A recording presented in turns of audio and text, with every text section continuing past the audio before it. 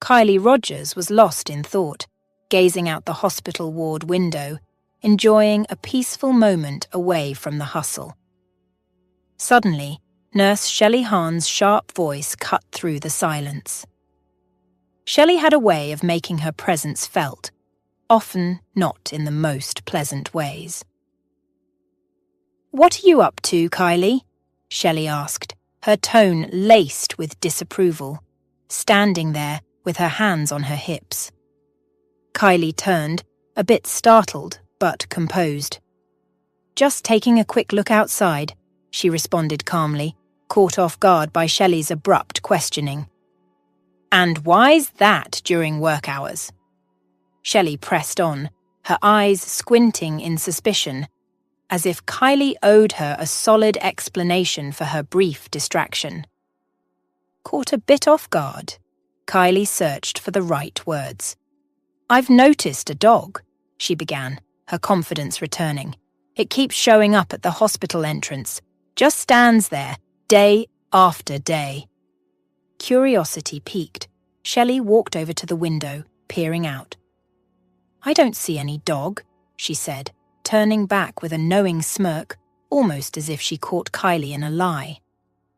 Shelley had always been tough on Kylie, driven by a hidden jealousy of Kylie's natural warmth and connection with everyone around her. Unlike Shelley, Kylie had a gift for making patients and staff feel at ease, something Shelley, with all her experience, couldn't quite match. In her 2 years as an orderly, and only a few months at this hospital, Kylie had quickly become a favourite. Her kind presence contrasted sharply with the unease that often followed Shelley around. Shelley shook her head in disbelief and walked away, her usual tactics having no effect on Kylie, whose calm demeanour remained unshaken. Kylie's strength and kindness were deeply rooted in her upbringing, shaped by her grandmother, who was more than just family to her. She was Kylie's mentor, confidant, and greatest influence. Raised in a unique household by her grandmother, Kylie grew up understanding that her parents were just not ready to be parents. This lack of conventional family structure didn't leave her feeling deprived.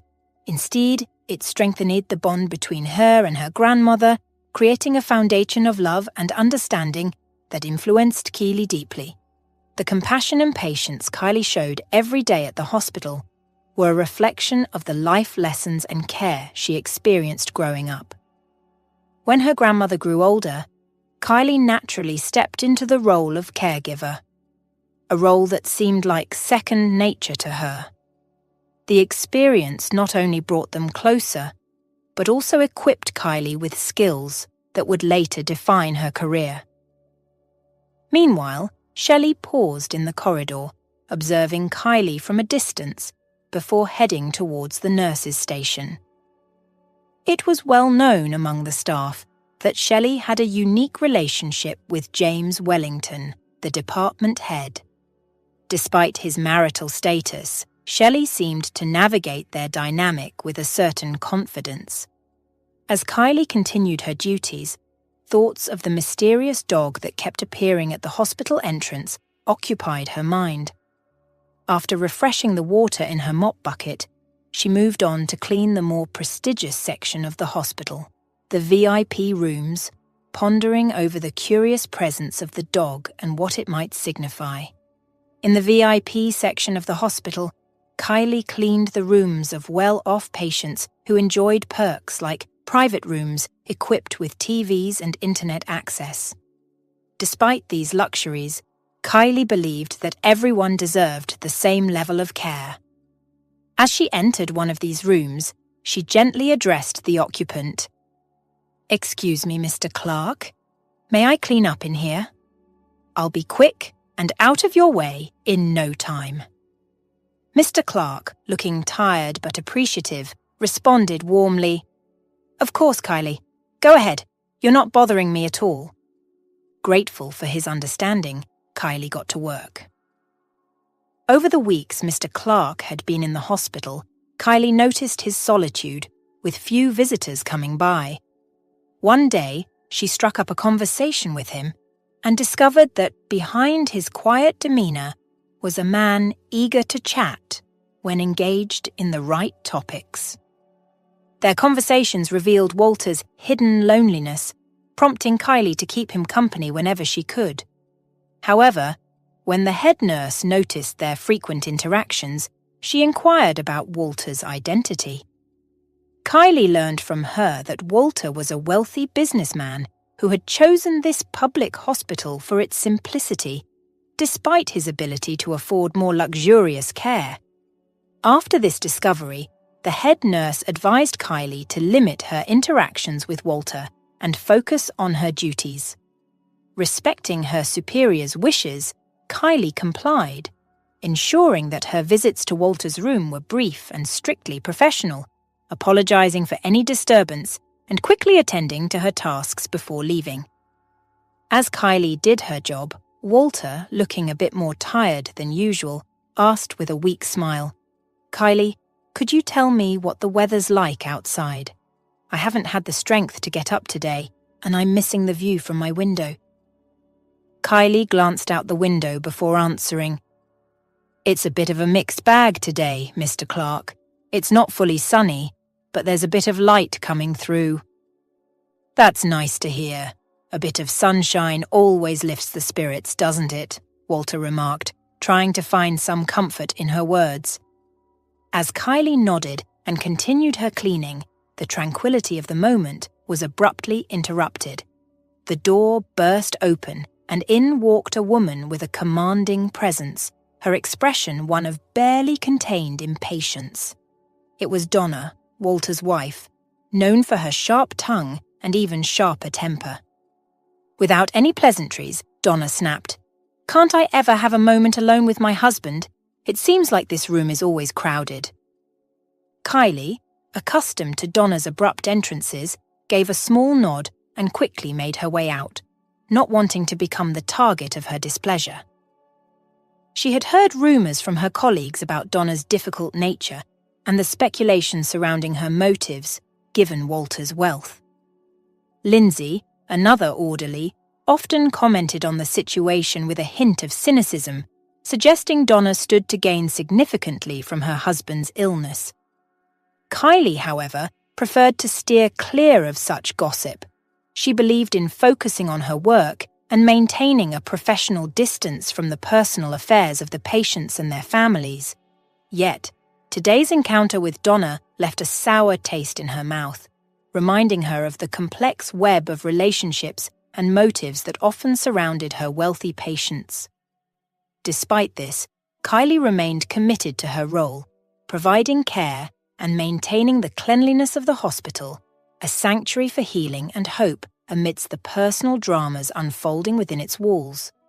Kylie decided to step away and give the couple some privacy, placing her cleaning bucket quietly in the corridor.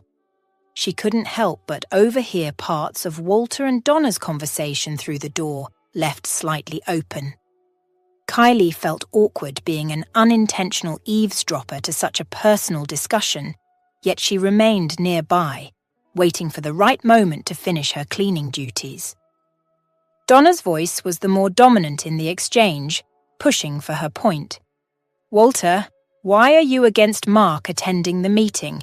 He's your son too, in every way that matters," she implored.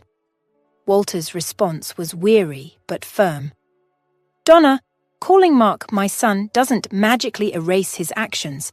I've tried to guide him since he was a teenager, but it seems all in vain. Just last week, he wrecked another car, and before that, he was in trouble at the casino. Is this the behaviour of a Clark, even if by adoption?" Donna seemed momentarily taken aback by Walter's blunt assessment, but she quickly recovered. "Please, Walter, let's not be too hard on him. I'll have a word with Mark. I'm sure he'll turn around after this." Walter's skepticism was palpable even through the closed door. Change? The only changes I've seen in Mark are for the worse. Nowadays, I dread every phone call, fearing it's either the police, the hospital, or another bill for damages he's caused, he said, his voice tinged with a mix of frustration and fatigue. Despite Walter's clear stance, Donna wasn't deterred. She continued to advocate for her son, trying to soften her husband's perspective on Mark's troubling behavior. Meanwhile, Kylie sought a brief respite and struck up a conversation with Robert, the janitor, outside. "Morning, Robert. Have you noticed a large, light-coloured dog hanging around here lately?" Robert looked at Kylie curiously before responding. "Morning, Kylie. What's got you interested in a dog all of a sudden?" Kylie's eyes brightened, relieved to know her observations were validated. "So, he is real. I thought I was imagining things," she exclaimed. Robert chuckled. "You've got quite the imagination, Kylie. Yes, there's a dog, named him Mickey. His owner's a bit of a loner, reminded me of Mickey. They say dogs bring comfort to the lonely." Kylie's curiosity grew. What happened to Mickey's owner? Is he okay? The janitor's expression turned somber. "It's a sad story. The old man's in ICU, was hit by a car. Happened right after he left the store one evening. They say Mickey knew something was wrong, broke out to find him, lay beside him until help arrived. Now, Mickey waits outside, looking up at the hospital windows. I've been letting him stay in my shed. It's the least I can do." Kylie's heart went out to the dog and his owner, and she admired Robert's kindness. "That's really compassionate of you, Robert," she said, her voice filled with genuine respect. Later, drawn by curiosity, Kylie approached the shed. She barely caught a glimpse of a shiny black nose through a small opening. "Hello there, Mickey. You're quite the handsome fellow, aren't you? And those eyes, they're so expressive, almost human," she cooed softly. At the sound of her voice, Mickey cautiously stepped out, nudging Kylie's hand with his nose in a gentle greeting. "You're a good boy, Mickey, so loyal to your owner. Don't worry, our doctors are some of the best. Your owner will be up and about in no time," Kylie reassured him, her voice soothing and full of hope. As Kylie finished petting Mickey, she noticed Donna striding confidently out of the clinic. Donna's luxury car stood out in the parking lot, a stark reminder of the financial gulf between them. "Time to get back to work," Kylie thought to herself, giving a friendly wave to Robert. "Take care, Robert. And don't worry, Mickey, I'll drop by later. I've got some of my grandma's pies for lunch, and I'll make sure you get a taste," she promised, her words bringing a wag to Mickey's tail. Kylie headed back inside, and upon re-entering Walter's room, she was greeted by his appreciative smile. "Kylie, glad you're back. Sorry about earlier. Didn't mean to throw you off with our little family drama," Walter apologized. "It's quite all right, Mr. Clark. Family discussions are important. I completely understand," Kylie reassured him, picking up where she left off with her cleaning. Walter watched her for a moment, a contemplative look crossing his face. Kylie could feel his eyes on her, which made her focus all the more on her tasks. Walter seemed to be wrestling with something internally, hesitating before finally deciding to speak up. Breaking the silence cautiously, Walter inquired, "Kylie, when are you planning to take some time off? Got any vacation coming up?" Kylie paused, a bit puzzled by the question. "I might take some time in December, so it's still a few months away." "Why do you ask, Mr. Clark?" she responded, her curiosity piqued. Walter was suddenly overcome by a coughing fit, but once it passed, he looked at Kylie with a seriousness that took her by surprise. "I need a favor, Kylie. It's become clear to me that there aren't many people I can truly rely on," he admitted. Kylie was taken aback, unsure how she, a simple orderly, could be of assistance to someone like Walter. He sighed, then made an unexpected request. I'd like you to pretend to be my daughter for a little while.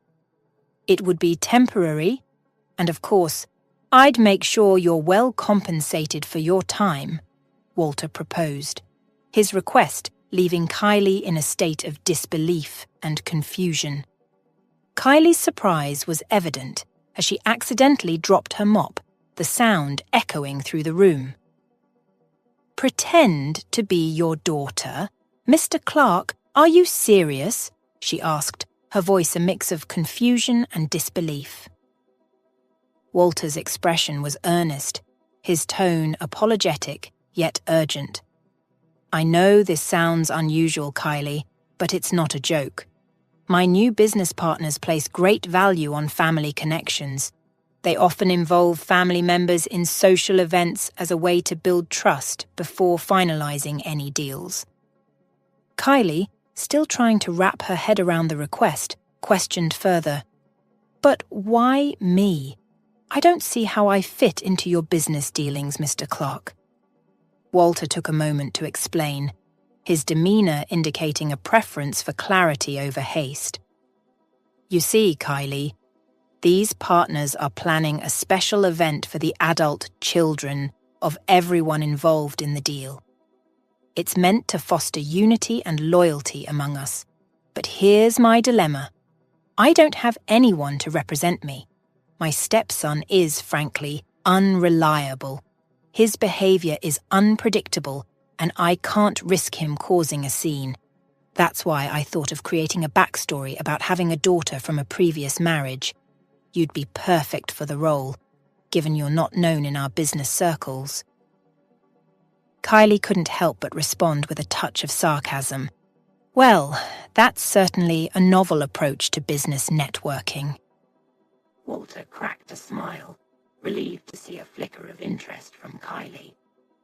Exactly, and I assure you, it's all in good fun. You'll enjoy the event, and no one will be the wiser about our little arrangement. Kylie's skepticism was clear as she voiced her concerns. But why choose me for this role, Mr. Clark? It's kind of you to consider me. But aren't there professionals for this sort of thing? An actor, perhaps? Walter seemed momentarily taken aback by the directness of her questions, pausing to collect his thoughts. I've thought about that, Kylie, but actors have a certain air about them.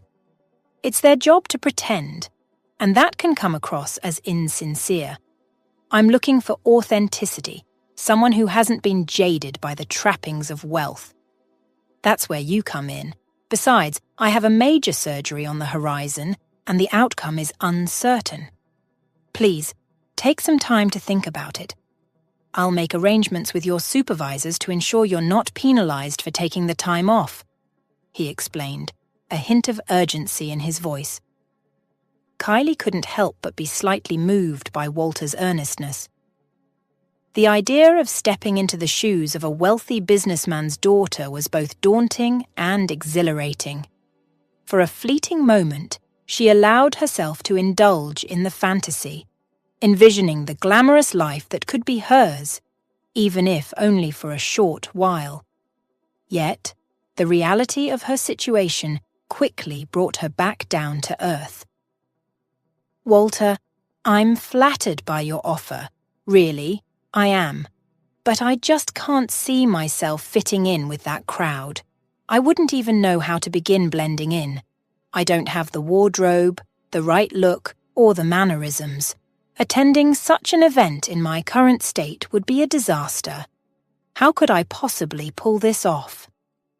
Kylie expressed her doubts, her voice tinged with a mix of incredulity and genuine concern. Walter, with the keen insight of a seasoned negotiator, sensed Kylie's hesitation and decided to address it head-on. Kylie, let me take care of everything. You won't have to worry about a thing. We'll find you a beautiful dress, get your hair and nails done, the whole 9 yards. I'm asking for your help because I'm genuinely in a bind. With my surgery looming, I'm uncertain about the future, and I can't depend on Mark or Donna in this matter. I need someone reliable, and from the moment I met you, I knew you were the right choice for this," he explained earnestly, hoping to sway her decision. Kylie felt a mix of emotions as she listened to Walter's plea. His confidence in her brought a warm smile to her face, and the thought of stepping into such an unfamiliar role was both intimidating and exciting. "Mr. Clark, I'm touched by your trust in me, and the idea does sound like an adventure. But my main concern is my job here. We're already short-staffed, and with Lindsay's frequent absences, it's tough. Even if the head nurse agrees, I'm not sure the department head will approve my leave under the current circumstances," she shared, her enthusiasm tempered by the reality of her responsibilities at the hospital. Walter assured Kylie with a confident tone, "Leave your concerns about work to me, Kylie. I have some influence at this clinic, given my contributions over the years. I'll speak with the head nurse and the department head. And as for my own health, well, let's just hope for the best." Kylie, ever the optimist, quickly interjected, "Oh, Walter, don't talk like that. You're going to pull through. You've got so much more to do, I'm sure of it."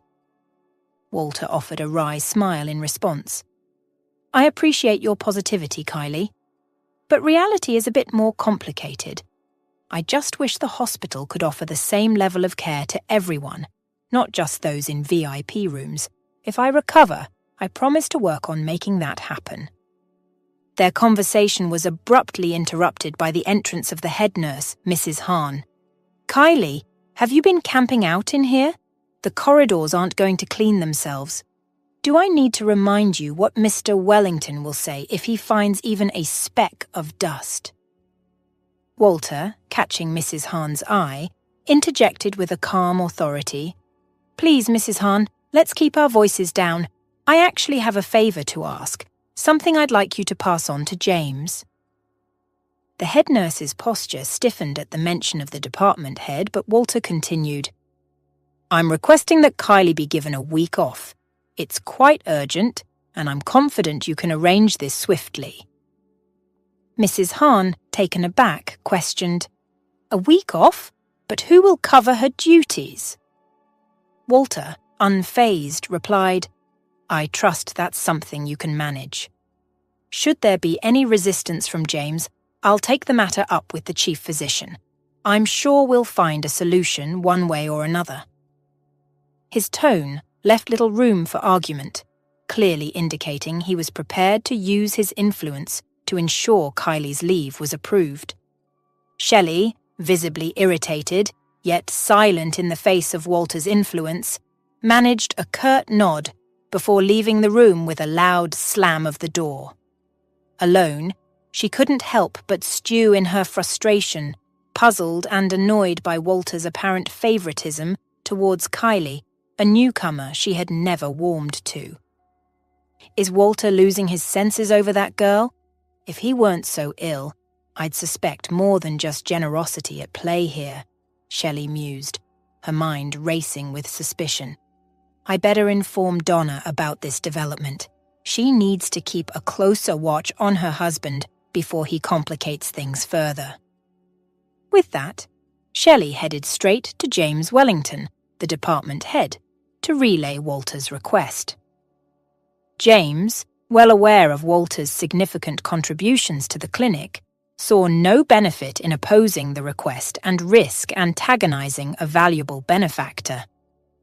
"Mrs. Hahn, inform Walter that I'll ensure everything is arranged to his satisfaction," James stated matter-of-factly, his demeanour indicating a desire to conclude the matter swiftly.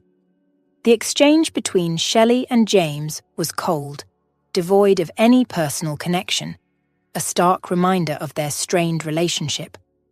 Shelley left the office with a heavy heart, feeling undervalued and dismissed, a far cry from the closeness she once shared with James.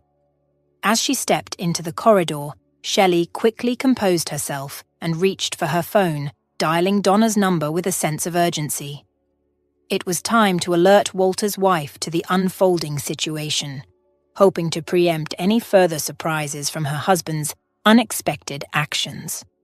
Donna's voice was laced with a casual indifference as she answered the phone. "Shelley, what's the urgency? Is this about Walter? Tell me he's still among the living." "Of course he's still with us, Donna, but there's something peculiar going on. Walter's taken a fancy to one of our new orderlies, Kylie, and now he's planning to send her off to represent him at some business gathering," Shelley explained, her tone a mix of disbelief and irritation. Donna's response was tinged with sarcasm. And what? Has he developed some sort of affection for this girl? She's practically from the backwoods. "That's the one you saw earlier, mopping the floors." "Yes, that's Kylie. For some reason, Walter's got it in his head to transform her into some kind of high society lady." "You might want to look into this," Shelley advised, her voice lowering as she glanced around her busy surroundings. After ending the call, Donna sat in silence, her mind racing. She had harboured hopes that Walter would warm up to the idea of sending Mark, his stepson, to the event, viewing it as an opportunity for Mark to forge valuable connections and establish himself as a successor to Walter's business empire. Given Walter's precarious health and the uncertainty surrounding his upcoming surgery, Donna felt an urgent need to secure her and her son's future. "Donna, think. Walter's days might be numbered. Who will take the reins once he's gone?" she mused to herself. Having a woman lead the company is one thing, but let's be realistic. The business world doesn't always welcome women with open arms.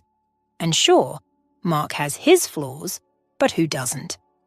Everyone has their youthful indiscretions. It's not like Walter was a saint in his younger days. Now's not the time for him to play the moral arbiter. Donna's contemplative silence was broken by her son, Mark's casual request for money, his plans for the evening laid out with no hint of restraint. "Mom, I'm tapped out. Walter confiscated my gold card, and I've got plans with the guys tonight." With a sigh, Donna turned to face him, her expression a mix of frustration and concern. "Mark, here's the money, but listen, can't you ease up on the nightlife? Walter's been scheming again, and it involves that party I mentioned before." Mark's interest seemed to wane. "What about it?" Donna, seizing the moment to emphasize her point, painted a vivid picture of Kylie. "Imagine this. Walter's choosing an orderly over you for the event. A real country girl, looking like she stepped out of a pastoral scene, not someone who belongs at a business gathering." Mark's mood visibly darkened at the mention. "Walter's always causing trouble, isn't he? But he won't be around forever. Maybe it's time we made sure his affairs are in order, especially the will. You know how these businessmen get, suddenly wanting to donate everything to charity as they near the end." Donna tried to brush off her son's cynicism. "Walter's not foolish, Mark. He wouldn't just give everything away." Yet Mark's retort hit home. "Oh, come on, Mum. Don't act like you haven't noticed how much he spends on those shelters and animal rescue places." The reality of Mark's words weighed heavily on Donna. Without hesitation, she rummaged through her purse, pulling out a well-worn notebook to find Tim Iverson's number. After a brief conversation outlining the urgency of the situation, she requested the lawyer's assistance in drafting a will, hoping to secure a meeting at her residence at the earliest opportunity. The lawyer, Mr. Iverson, seemed taken aback by Donna's urgency regarding Walter's will, questioning the direness of the situation. Donna, with a sense of gravity in her voice, painted a grim picture of Walter's health prospects and the looming surgery, its success far from guaranteed. Mr. Iverson, though surprised by the turn of events, agreed to make arrangements for an expedited visit, his thoughts lingering on Walter's unexpected fragility. Kylie, meanwhile, braced herself for a reprimand from the department head. assuming that Walter's unusual request had stirred trouble. However, she was met with an unexpected turn of events when James not only approved her leave, but extended it, leaving her both grateful and surprised. Walter, confined to his hospital bed, was lost in thought, meticulously planning Kylie's introduction to his business circle. Aware of the delicate nature of his plan and Kylie's inexperience, he was cautious to consider every detail, jotting down notes to aid his faltering memory. The calm of his planning was shattered when Donna, accompanied by Mark and the lawyer Tim Iverson, entered his room. Walter's astonishment at their arrival, especially under such circumstances, was profound, challenging his belief that life could no longer surprise him at his age. "Donna, I appreciate your concern, but bringing a notary here now feels rather premature, doesn't it?" Walter's voice was calm, but the underlying tension was palpable. He glanced at the notary, who seemed uncomfortable with the situation, then back at his wife, searching for sincerity in her proposition. Donna continued, unfazed by Walter's skepticism. "It's just a precaution, Walter. With everything that's at stake, your surgery, the uncertainty, it's prudent to have everything in order. It's not about doubting your recovery, it's about being prepared. We can discard the will later, celebrate its irrelevance, but for now, let's secure peace of mind." Walter weighed her words, finding a shred of reason amid the discomfort. It was true. His businesses and assets needed a successor, a steward to carry on his legacy should the worst occur. Yet the candidates before him left much to be desired. His gaze fell on Mark, who seemed almost too eager, as if he had already claimed the inheritance in his mind. Walter's reflections on Mark were tinged with disappointment. The boy's sense of entitlement and lack of discipline were glaring. Then there was Donna, whose penchant for luxury and confrontation was at odds with Walter's own values. He had always preferred simplicity, a trait forged in his years as an engineer, where functionality and efficiency were paramount. His choice in attire, his disdain for flashy displays of wealth, all were testaments to a life lived valuing substance over style. Walter found himself at a crossroads, his trust in his immediate family wavering. The prospect of drafting a will under these circumstances was daunting, not just for the legal implications, but for the personal revelations it unearthed about the people closest to him. Despite the turmoil swirling in his mind, Walter ultimately decided to leave his estate to Donna. He understood the inevitable, that she would, in turn, provide for Mark, despite his reservations about his stepson's capabilities and intentions. "All right, Walter. If you're ready, please sign here," Tim Iverson directed, pointing to the necessary lines on the document, his voice steady despite the visible tension on his brow. Tim had known Walter for years, witnessing his vigor and determination. Seeing him now, diminished by illness, was disconcerting. As Walter's pen moved across the paper, sealing his decision, he felt a profound sense of finality. He knew that this act could potentially hand over his life's work to someone whose values starkly contrasted with his own. The thought of his distant relatives inheriting his wealth crossed his mind, but the idea seemed hollow, disconnected from any meaningful legacy. Donna's reaction was telling. Her smile, unwavering throughout the process, seemed to Walter not just a display of support, but a harrowing indication of her anticipation. In that moment, Walter saw her in a new light, her joy appearing almost predatory against the backdrop of his vulnerability.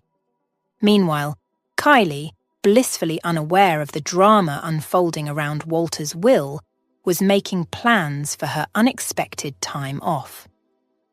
She looked forward to spending the eventful week ahead, as Walter had requested, and then cherished the idea of visiting her grandmother, who had always been her anchor.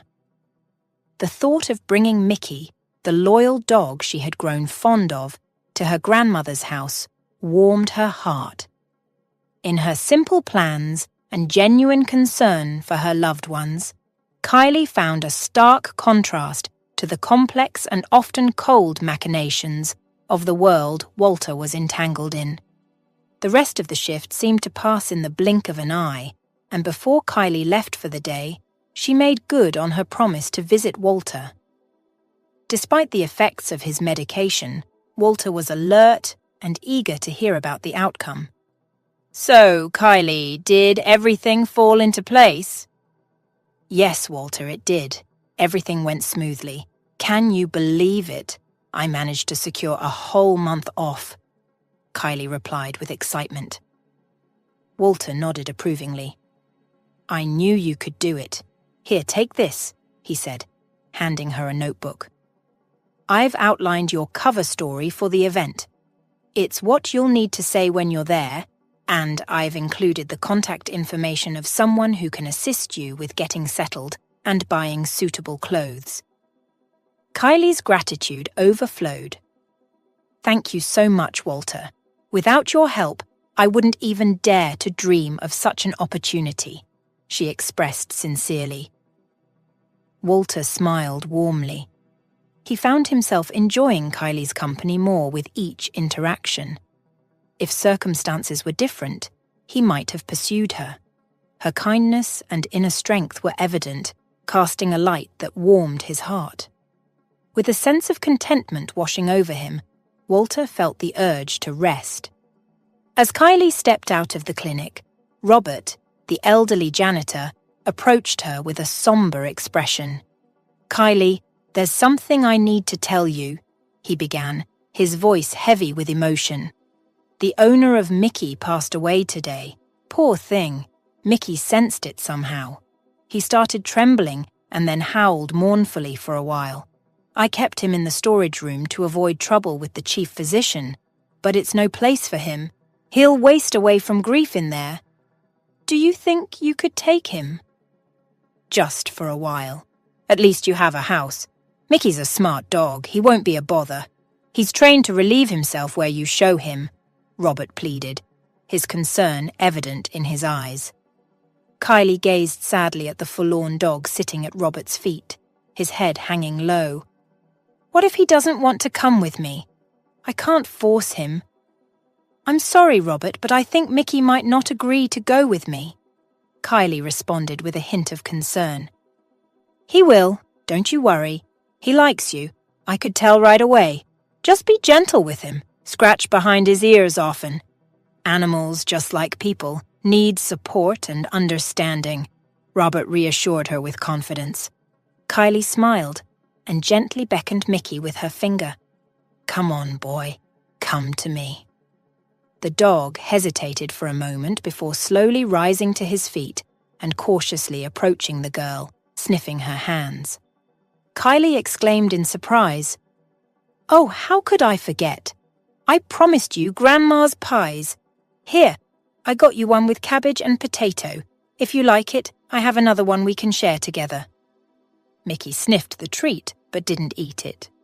"He's probably still grieving, but it seems like he listens to you. So be it, Kylie. Please take him," Robert said, nodding in approval. After a brief moment of consideration, Kylie gently patted Mickey on the back of his neck and led him toward the hospital yard's exit. The dog obediently followed beside her, as if he had known Kylie for months or even years. Seeing her granddaughter on the doorstep with a large dog, Loretta recoiled in fear. "Oh, my dear, who have you brought?" "Don't be scared, Grandma. This is Mickey, an amazing dog. His owner was hit by a car a few days ago. So today, well, he passed away, and the dog started howling outside the clinic windows. I had to take him." "What a loyal dog. I thought such things only happened in movies." "Well, if that's the case, let him stay. We'll manage somehow. It's not like we're eating our last piece of bread. We'll take him in," said Monica, Kylie's grandmother, with a warm smile. As Robert had predicted, Mickey settled quietly into Kylie's home, finding a comfortable spot near the door. On his first day there, he refused to eat and spent the evening softly whining, occasionally scratching the door with his paw. However, by nightfall, Mickey had calmed down and drifted into an uneasy dog sleep. The following morning, Kylie woke up earlier than usual and began reviewing the fictional biography Walter had hastily outlined for her. Essentially, the cover story was straightforward. From a young age, Kylie had lived in a rural town with her mother and grandmother. After completing school, she embarked on a quest to find her long-lost father and inform him of her existence. Walter's narrative seemed logical and almost foolproof. In today's world, unexpected heirs from previous relationships were hardly uncommon. After pondering for a while, Kylie dialed the number provided by Walter and soon found herself chatting with a woman named Darcy. As it turned out, Darcy had been working as a secretary at Walter's company for many years. She was a loyal and dedicated employee with a knack for fashion and etiquette. Meanwhile, Donna was giving Mark instructions on how to proceed in their situation. "Son, you should keep an eye on Darcy, your father's secretary. He'll likely enlist her services to help that pauper. I'm pretty sure they're going to visit this beauty salon. Here's the address. Drop by and tell the girls to give that country bumpkin the special treatment. You understand? And say hi from me. They've been living off my generosity for a long time, so I think they won't disappoint. They'll give her such a hairstyle that she'll be avoided from a mile away," Donna instructed her son before sending him off. Mark's eyes gleamed with malice. He relished his mother's idea, especially after learning about his stepfather's plans. "You just wait, Walter. You're going to regret this. Oh, how you'll regret it," Mark muttered quietly to himself. Mark had always harboured a deep resentment toward his stepfather, regarding him as nothing more than a lowly engineer and blaming him for all his troubles, as if it were Walter who had recklessly gotten behind the wheel or slapped an innocent croupier. Donna seldom spoke of Mark's biological father, but rumours among the business elite suggested he had ventured into a world of crime and taken a dangerous path. However, there was more to the story that neither Walter nor his stepson were aware of. Behind the scenes, Donna had been secretly meeting with her ex-husband, viewing him as the epitome of masculinity and an alpha male. Living a normal married life with Jack was out of the question. With him, Donna's entire existence would be consumed by assembling prison packages and paying off gambling debts. Walter, on the other hand, was intelligent, cultured, and wealthy. Although Donna felt no genuine affection for him, she recognized that love alone wouldn't put food on the table. For that, she had Jack, time-tested and as fierce as a lone wolf. Donna fantasized about seeing Jack take Walter's place, alongside Mark. It would be the perfect alliance of experience and power, wisdom and youthful vigor, a match made in heaven. Jack would swiftly eliminate any competition. Lately, Donna and Jack had been meeting more frequently, as if sensing the inevitable resolution brought about by Walter's potential demise. What a robust, healthy, tough guy. "Still kicking, huh?" Jack would inquire about Walter at each clandestine meeting with Donna. Donna would simply shake her head in response. "Yes, he's still kicking. You'll be the first to know if anything changes. Once Walter is out of the picture, the whole city will be buzzing like a disturbed beehive. Just a little longer, this surgery will be his last," Donna assured her ex-husband. Jack snorted with contempt. If it were up to him, he would have sent Walter to the afterlife long ago. He had tried every trick in the book, from tampering with Walter's car wheels to meddling with the brakes, but to no avail. He even attempted to set fire to Walter's country house while he slept, but firefighters arrived too quickly to prevent significant damage. No matter how hard Jack tried, Walter carried on as if oblivious to the attempts on his life. In desperation, Jack turned to a fortune teller. Strange rumors circulated about her, claiming she possessed extraordinary powers. So Jack took the desperate step of consulting her. Despite being a hardened criminal, he felt a sense of unease in the fortune teller's dwelling. Annalise, a woman in her 50s, had all the typical attributes of her trade: brooches, crystal spheres, and various mystical trinkets. After hearing Jack's intentions, Annalise requested a photograph of the intended target. Jack readily handed her a picture of Walter. As she examined the photo, Annalise's expression grew serious, her fingers clenching so tightly that they inadvertently crumpled the edges of the picture. "Are you all right? Are you having some kind of fit?"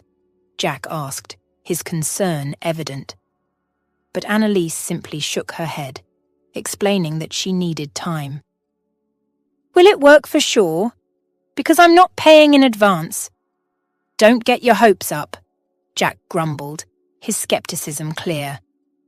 The fortune teller nodded in agreement, but Jack rushed out of the house, drenched in cold sweat. Of course he had deceived the fortune teller and had no intention of paying her for her services. What was she thinking? That I was going to pay for that? Jack thought, laughing to himself, pleased that Walter was now going to kick the bucket after the ritual.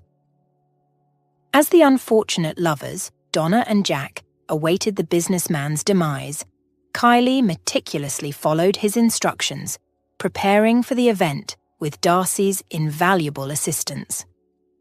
Watching Kylie try on one dress after another, Darcy couldn't help but smile warmly.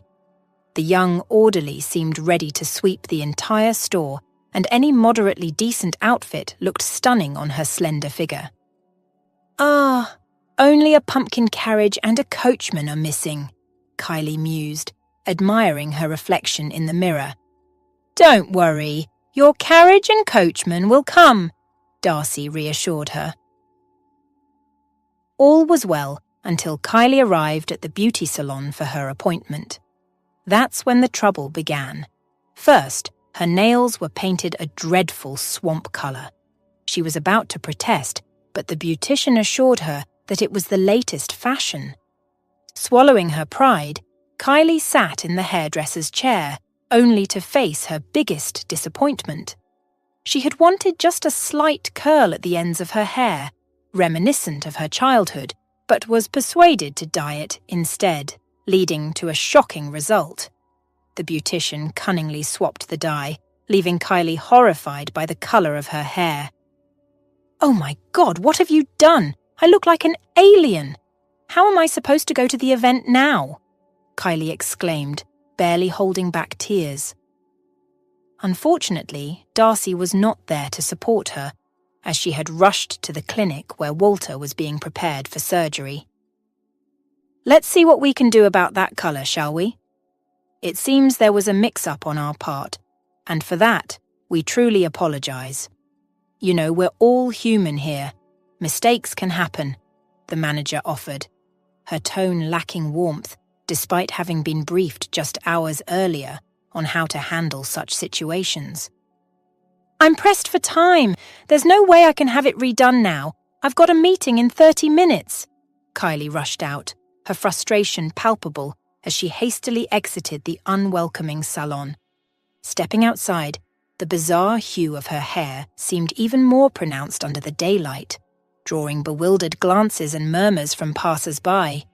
Resigned to her fate, Kylie quickly dialed for a cab, knowing every minute counted. In a different part of town, Mark was barely containing his glee as he recounted the incident to his mother over the phone. "You should have seen it, Mom. It was priceless." "Ah, that's my boy," Donna praised, her voice laced with mischief. "A big shout-out to our little helpers at the salon, too. Remind me to send them a token of our appreciation. But remember, the game's not over yet. We need to keep piling on the pressure, just like Walter planned." Their scheming was momentarily overshadowed by a call Donna received from James Wellington, bearing news that Walter was soon to undergo surgery. The implications were clear. The inheritance they'd been eyeing was nearly within their grasp. Meanwhile, Jack, learning of the latest developments from his ex-wife, couldn't help but feel a surge of anticipation. The prospect of no longer sneaking around to meet Donna was tantalizing. Kylie's ride to the imposing estate took longer than anticipated, but as the taxi wound its way closer, the sheer beauty of the location struck her. The sprawling property, nestled by the river and flanked by lush woods, was breathtaking. "Isn't it something?" she murmured, her earlier vexations momentarily forgotten as she took in the scenic view. "You've got that right," the taxi driver agreed, eager to join in the conversation. "Heard it's quite the haven for the elite, what with its dual swimming pools, tennis courts, not to mention a bar and dance floor. Quite the setup, eh?" Kylie couldn't help but nod, her mood lifted slightly by the grandeur of her destination. As the taxi came to a halt at the grand entrance, the driver turned to Kylie with a reassuring smile. "Here we are, miss. Should you need a lift later on, just give me a ring. I'll make sure to get back here as fast as I can." Kylie offered a polite nod, her mind elsewhere as she handed over the fare. She stepped out, her attention immediately captured by the vast gates swinging open to reveal the sprawling estate within, a veritable playground for the affluent.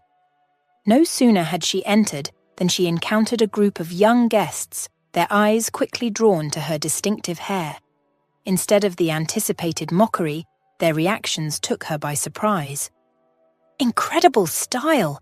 That's a bold move, breaking away from the norm like that. We love it." The warmth in their voices eased Kylie's initial apprehension, her cheeks warming with a mix of embarrassment and unexpected pride. The group's genuine admiration for her daring choice was a welcome contradiction to her fears.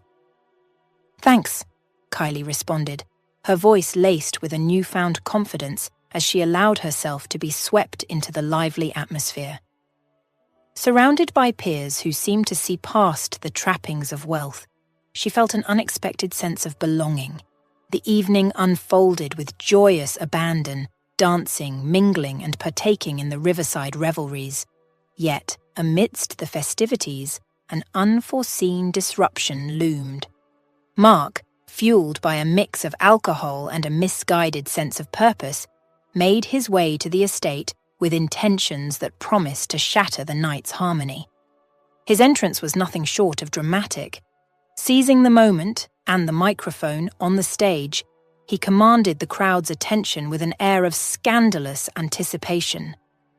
"Ladies and gentlemen, a moment, please. What you're about to hear will undoubtedly intrigue you. Among us tonight is a master of deception, a pretender weaving lies." With a dramatic pause and a pointed finger, he singled out Kylie, casting a shadow over her newfound joy. Kylie's face drained of colour as Mark's accusations echoed through the crowd, his voice oozing confidence. He spun a tale of deception, casting Kylie as a con artist preying upon the elite. His words rippled through the crowd, transforming admiration into suspicion and disdain. The shift was palpable. The air grew heavy with judgment. The once welcoming faces now bore looks of scorn, their eyes piercing through Kylie as if she were a spectacle of deceit. Overwhelmed by the sudden turn of events, Kylie felt tears carving hot trails down her cheeks, each drop a testament to her humiliation and despair. Her heart thrashed against her chest, seeking escape from the torment of public shame. Driven by an urge to flee, to find solace in solitude, Kylie stumbled toward the river, her path marked by the cruel laughter of her peers.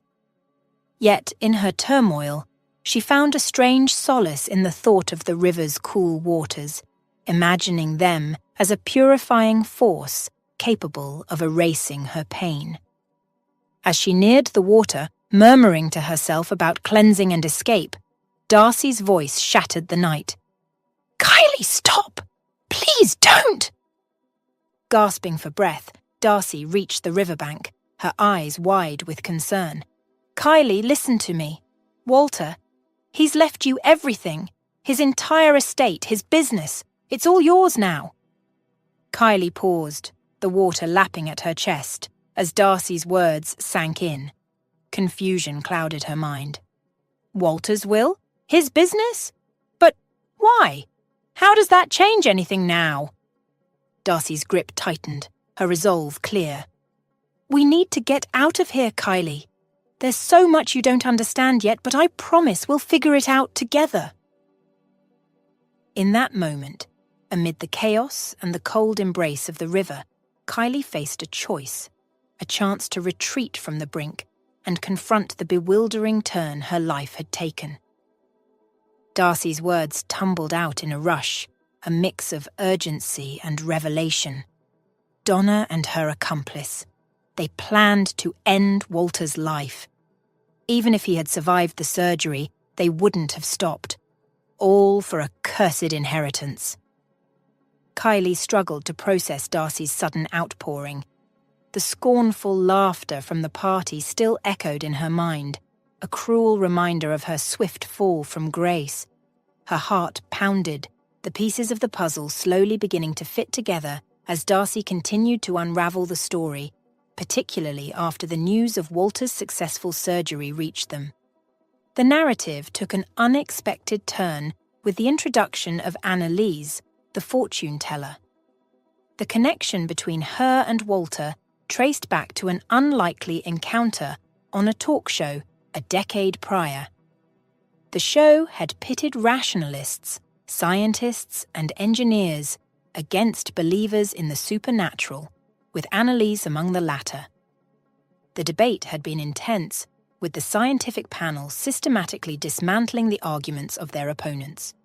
Tensions peaked during a fiery exchange between Annalise and one of the scientists, which veered into personal attacks. It was Walter's intervention that left a lasting impression on Annalise. Rising in defense of respectful discourse, he refused to partake in a debate that demeaned its participants for their beliefs. Annalise couldn't recall the specifics of their argument, but Walter's demeanor throughout the show had struck a chord with her. Unlike others, he had shown her respect, not dismissing her beliefs outright, a rarity in her experience. Walter's stance of mutual respect amidst a heated debate had not only earned him Annalise's admiration, but also sparked a friendship that endured beyond the show. Though their paths diverged when Annalise left for abroad, leading to a loss of contact, the memory of Walter's integrity and kindness lingered, setting the stage for their unexpected reunion years later. When Jack sought out Annalise with Walter's photograph in hand, he was met with an unexpected moral steadfastness. Annalise, whose practices were rooted in positivity and guidance rather than malevolence, firmly declined to partake in any form of curse-casting. Her ethos was one of benevolence. She wielded her influence to offer comfort and foresight, not to conjure harm. Thus, faced with Jack's dark request, she chose to feign compliance, conducting an empty ritual that bore no true intent. Her encounter with the photograph, however, alerted her to Walter's peril. Driven by a sense of urgency, she made her way to his hospital bedside. Walter, initially puzzled by the unexpected visit, soon found himself enveloped in the warmth of a familiar presence as recognition dawned. Their reunion was marked by reminiscences and shared smiles, momentarily eclipsing the ominous undercurrents that had led to their meeting. Walter expressed his gratitude for her visit and queried how she had come to learn of his predicament. Annalise recounted her encounter with Jack, painting a picture of the man through her description. It was the mention of a distinctive wire tattoo that flickered a light of recognition within Walter. Jack, though a peripheral figure in Walter's life, was now cast in a dubious light. Reflecting on recent adversities, the near-fatal accident, and the fire that ravaged his country home, Walter pieced together a sinister narrative that had unfolded around him. His inherent trust in the goodness of others had blinded him to the malevolent schemes brewing in his own household. While he had always known that his wife and stepson were financially dependent on him, the realization that they might harbor lethal intentions shook him to his core. Walter's inherent optimism had not prepared him for the betrayal that lurked within his own family. Following the unsettling insights into the intentions of those closest to him, Walter made the decisive move to alter his will, entrusting his legacy to Kylie, an unassuming hospital orderly. This pivotal decision was driven by the recent chain of events that unveiled the grim motivations of his wife and her accomplice. In a swift and covert operation, Darcy, sensing the urgency of the situation, dashed from the beauty salon to discreetly summon notary Tim Iverson to Walter's side. Their goal? To amend the will in the nick of time, mere moments before Walter was wheeled into an operation fraught with uncertainty. Walter's strategy was ingeniously straightforward. By designating Kylie, a seemingly random beneficiary with no ties to his wealth, he cleverly extricated himself from the dangerous crosshairs of Donna and Jack's greed. His Demas would no longer serve their avaricious ends. Choosing Kylie as the heir was not a decision taken lightly, but among the many virtuous individuals Walter had encountered, Kylie stood out. He fondly remembered their early interactions during his hospital stays, where Kylie's sincerity and kindness had left a lasting impression on him. Walter had long harbored the sorrow of being childless, a void he hoped to fill by marrying Donna and embracing her son Mark as his own. Yet, as time unfurled, Mark's behavior grew increasingly malevolent, mirroring the traits of his biological father, Jack, much to Walter's dismay. Many had suggested adoption as a solution to Walter's longing for parenthood, but he hesitated, daunted by the magnitude of such a responsibility and doubting his aptitude. It was only in the face of his potential end that Walter confronted the stark reality of his existence. He realized that the legacy he wished to leave behind should be one of benevolence. Thus, he entrusted his fortune to Kylie, hoping to bestow upon her the joy and security he believed the wealth could provide. Yet, destiny held a twist. Not only did Walter survive the precarious surgery, but he also began a gradual journey toward recuperation, altering the course of many lives in the process. Kylie breezed into Walter's hospital room, her vibrant smile a stark contrast to the sterile environment, her cleaning tools conspicuously absent. "Guess I should start calling you Dad now, huh, Mr. Clark?" she quipped, perching herself on the bed's edge with a playful grin. Walter couldn't help but comment on her unique hairstyle, though he tactfully restrained himself. "That's quite the unique look you've got there," he managed, his tone laced with amusement. Rolling her eyes with a good-natured chuckle, Kylie responded, "Let's not add to the commentary, shall we? I'm planning a dye job tonight to correct this disaster." Their conversation meandered through the recent whirlwind of events, a shared reflection that brought both comfort and disbelief. Walter's hospital stay extended over the next fortnight, during which Kylie resumed her regular duties, albeit with a myriad of new thoughts swirling in her mind. On the eve of Walter's discharge, Kylie found herself summoned to the head doctor's office. James presented her with documents to sign, offering no explanation. Kylie's confusion was palpable. "It seems you're no longer on the hospital staff, Rogers," James finally disclosed. The revelation unfolded as Kylie learned of Walter's request to appoint her as his personal caretaker for his home recovery. The contract before her, detailing her responsibilities and remuneration, left her speechless. As Walter navigated his recovery, he initiated divorce proceedings and took a firm stance against aiding his stepson Mark, following another incident of impaired driving. The police investigation into the accident unearthed a chilling discovery: bloodstains on the car's bumper, with DNA matching a recent hit-and-run victim.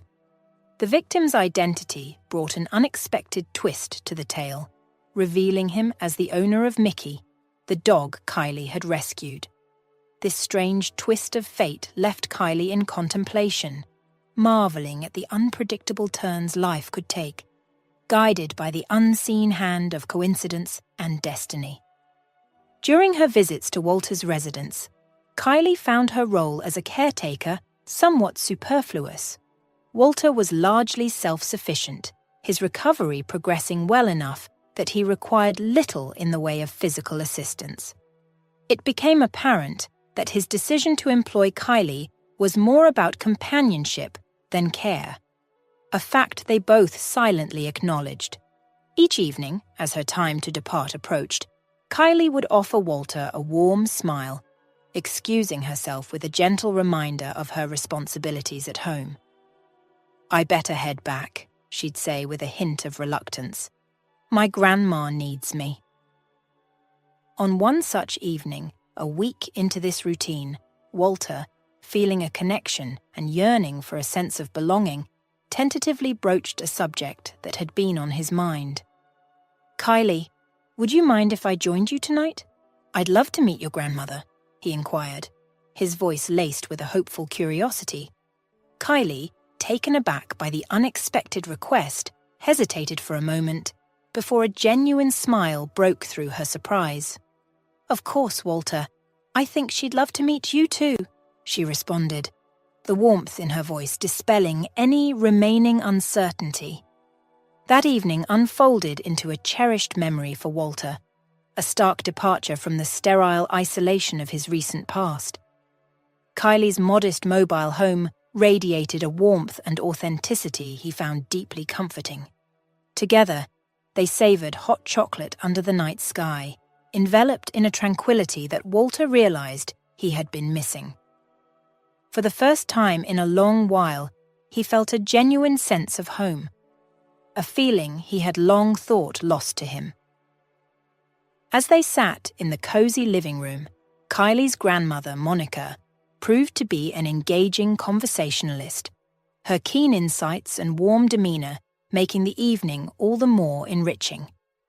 After Walter shared his experiences, a thoughtful silence settled over them, Monica's contemplative gaze hinting at the wheels turning in her mind. Sensing the direction of her thoughts, Walter ventured, "You're thinking about her, aren't you? Annalise."